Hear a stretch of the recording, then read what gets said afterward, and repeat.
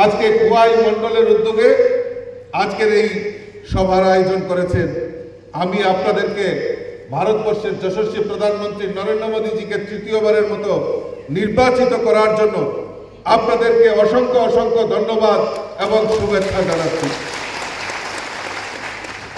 বন্ধুগণ, আপনারা জেনে খুশি হবেন যে এই ত্রিপুরা রাজ্যে সারা ভারতবর্ষের মধ্যে ত্রিপুরা রাজ্য একটা নির্বাচনের ইতিহাসে একটা ঐতিহাসিক রেজাল্ট আমরা এই ত্রিপুরা রাজ্য থেকে 2টি আসনে আমাদের পদ্মফুল ফুটিয়ে মোদিজির হাতকে শক্তিশালী আমরা করেছি। ঐতিহাসিক রেজাল্ট এই ত্রিপুরা রাজ্যে সৃষ্টি করেছেন। আর কারা করেছেন?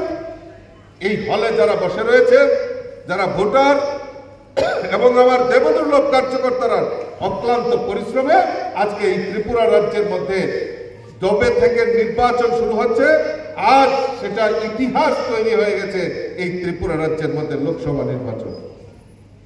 আপনারা জেনে খুশি হবেন যে পশ্চিম ত্রিপুরা আসনে আমাদের 14,61,000-এর উপর ভোটার আমাদের পশ্চিম ত্রিপুরা আসনে ছিল, যেখানে এই পশ্চিম ত্রিপুরা আসনে আমাদের প্রার্থী হয়েছিলেন আমাদের রাজ্যের প্রাক্তন মুখ্যমন্ত্রী আদরণীয় শ্রী বিপ্লব কুমার দেব।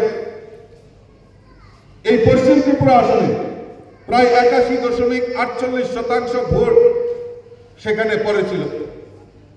তার মধ্যে ভারতীয় জনতা পার্টির আমাদের বিপ্লব কুমার দেব মহোদয় উনি ভোট পেয়েছিলেন 8,81,341টি ভোট পেয়েছে। উনার যে নিকটতম প্রতিদ্বন্দ্বী ইন্ডিজোটের প্রার্থী কংগ্রেসের প্রার্থী আশিস শাহ মাত্র 2,69,000 ভোট পেয়েছেন।